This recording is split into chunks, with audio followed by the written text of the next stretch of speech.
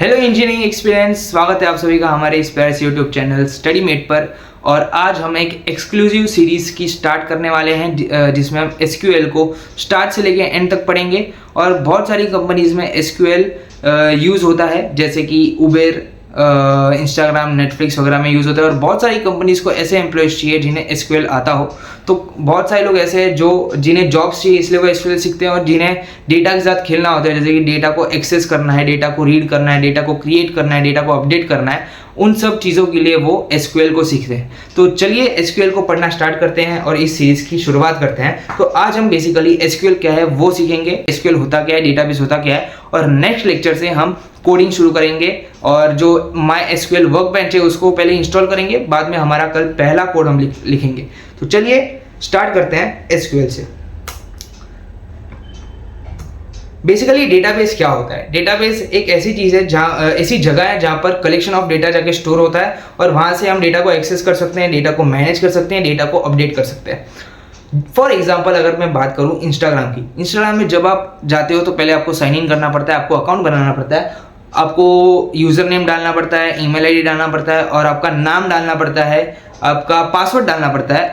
उन सब क्रेडेंशियल्स को डालने के बाद ही आप अंदर जा सकते हो। और जब आप उसे लॉगिन करते हो, लॉगिन करते टाइम अगर आपने सेम यूज़र नेम और पासवर्ड डाला जब आपने साइन इन करते टाइम डाला था, तो ही आप अंदर जाते हो।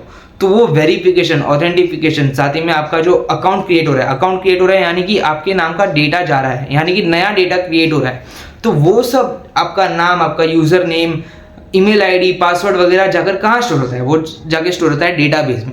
तो जिस जगह पर सारे पोस्ट, सारे रील्स, जो आपका यूजर नेम वगैरह, जो आपके मेन क्रेडेंशियल्स है, वो जाके इंस्टाग्राम के डेटाबेस में जाकर स्टोर हो जाते हैं। तो वही डेटाबेस क्या है? Collection of data that can be easily accessed, managed and updated. अब टाइप्स ऑफ डेटाबेस, डेटाबेस में दो टाइप्स होते हैं, एक होता है रैशनल डेटा, रिलेशनल डेटा, और होता है नॉन रिलेशनल डेटा। अब रिलेशनल डेटा क्या होता है कि रिलेशनल डेटा में data in the form of tables store होता है।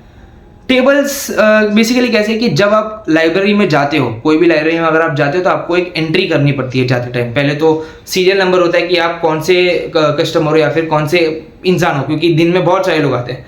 तो वो सीरियल नंबर होता है, बाद में आपका नाम होता है, बाद में आपका पर्पस होता है, बाद में एंटरिंग टाइम और लीविंग टाइम, इतनी सारी चीज़ें आपको एंट्री करनी पड़ती है।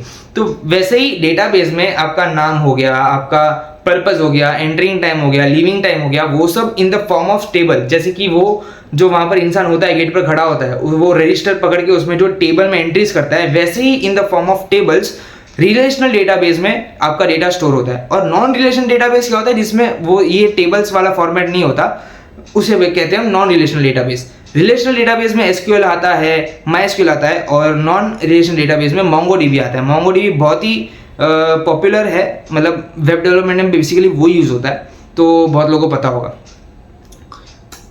अब एसक्यूएल क्या होता है? एसक्यूएल का फुल फॉर्म है स्ट्रक्चर्ड क्वेरी लैंग्वेज, और स्ट्रक्चर्ड क्वेरी लैंग्वेज एक प्रोग्रामिंग लैंग्वेज है used to interact with relational database.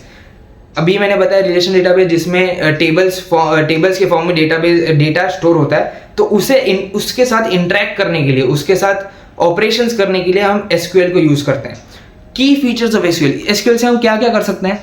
Create कर सकते हैं, रीड कर सकते हैं, अपडेट कर सकते हैं और डिलीट कर सकते हैं। किसको? डेटा को। ये सब कर सकते हैं। डेटा को क्रिएट कर सकते हैं, डेटा को रीड कर सकते हैं, डेटा को अपडेट कर सकते हैं और डेटा को डिलीट कर सकते हैं। For example data retrieval, fetch करना डेटा को, स्पेसिफिक डेटा फेच करना है। अगर मुझे, जब आप जाते हो इंस्टाग्राम में जाते हो, आपने लॉगिन किया, लॉगिन करने के बाद आप वापस जब आप प्रोफाइल पे क्लिक करते हो तो आपका ही नाम दिखता है, आपका ही यूजर नेम दिखता है, आपका ही बायो दिखता है। वैसा क्यों?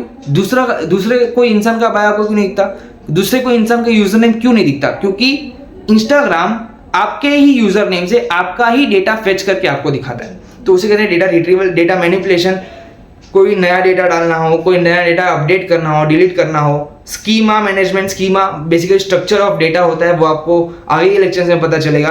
ट्रांजैक्शनल कंट्रोल, वो भी आगे के लेक्चर में पता चलेगा। डेटा एक्सेस करना कि कौन एक्सेस कर सकता है, कौन एक्सेस नहीं कर सकता, डेटाबेस में एरर होता है वो संभालना वगैरह सब आप एसक्यूएल की मदद से कर सकते हो।